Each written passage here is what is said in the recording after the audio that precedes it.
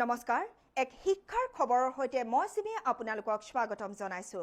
নতুন প্ৰজন্মৰ শিশুসকলক মাতৃভাষা শিকাবলৈ অসম আদৰ্শ জাতীয় বিদ্যালয় শিক্ষা সংসদে বিশেষ পদক্ষেপ লৈছে সম্প্ৰতি এই সংসদৰ অধীনত 17খনকৈ বিদ্যালয় স্থাপন কৰা হৈছে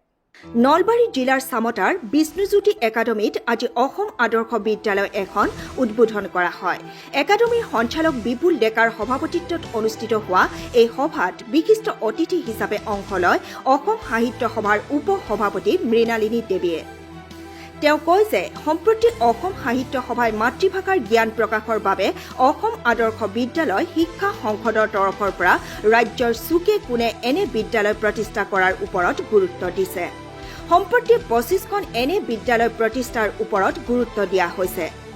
মৃণালিনী দেৱীয়ে লগতে কয় যে অসম আদৰ্শ বিদ্যালয় স্থাপনৰ জৰিয়তে মাতৃভাষাৰ ওপৰত নতুন প্ৰজন্মৰ শিশুসকলে জ্ঞান আহৰণৰ ব্যৱস্থা কৰাৰ লগতে শিল্প সাহিত্য আৰু সংস্কৃতিৰো বিকাশ সাধন কৰিব বিচৰা হৈছে এইটো এটা বৰ ডাঙৰ বিশেষ কাম সমাধা হৈছে আজি অসম সাহিত্য সভাৰ আঁচনি যোগে আমি এটা বৃহৎ কৰ্ম কৰিবলৈ আগবাঢ়ি আহিছোঁ এই পৰিপ্ৰেক্ষিতত আমি ইতিমধ্যে এই বছৰত আমি 25খন জাতীয় আদৰ্শ শিক্ষা সংসদৰ পঞ্জীভুক্ত এখন অসমীয়া মাধ্যমৰ বিদ্যালয় স্থাপন কৰাৰ প্ৰতিজ্ঞা কৰিছোঁ তাৰ ভিতৰত আমাৰ এতিয়ালৈকে 16-17খন অসমীয়া মাধ্যমৰ বিদ্যালয় ইতিমধ্যে গঢ়ি উঠিছে তাৰ প্ৰত্যেকটো আমাৰ নতুন প্ৰজন্মৰ শিশুসকলক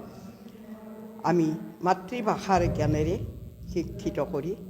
তেওঁলোকৰ মাজত মাতৃভাষা জ্ঞান শিল্প সাহিত্য সংস্কৃতি সকলোখিনি বিষয়কে সামৰি আমি তেওঁলোকৰ কোমল হৃদয়ত উপস্থাপন কৰিবলৈ আমি চেষ্টা কৰি আহিছোঁ বহুত আশাবাদী কৰি তুলিছে নিৰাশ নহয় এইটো আমাক আশাবাদী কৰি তুলিছে কিয় প্ৰতিখন স্কুলতে আমাৰ বহুতো ছাত্ৰ ছাত্ৰীয়ে তাত নামভৰ্তি কৰিছে আমি আশা কৰিছোঁ যে এদিন আমাৰ ভাৰতবৰ্ষৰ বুকুৰ পৰা আমি আজি পাশ্চাত্য সভ্যতাই গঢ়কা